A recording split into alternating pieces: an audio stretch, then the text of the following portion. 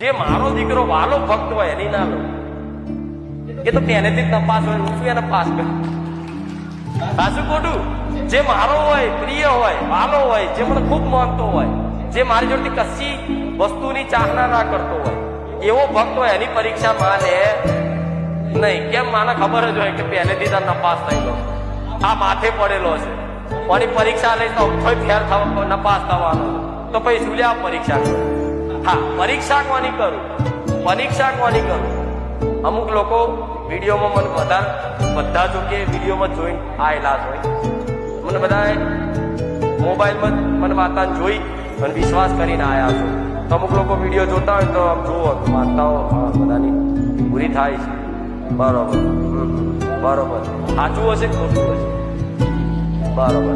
સેવકનો phone કરે, hello મારી જોડે વાત કરાવો ને બુવાજી જોડે.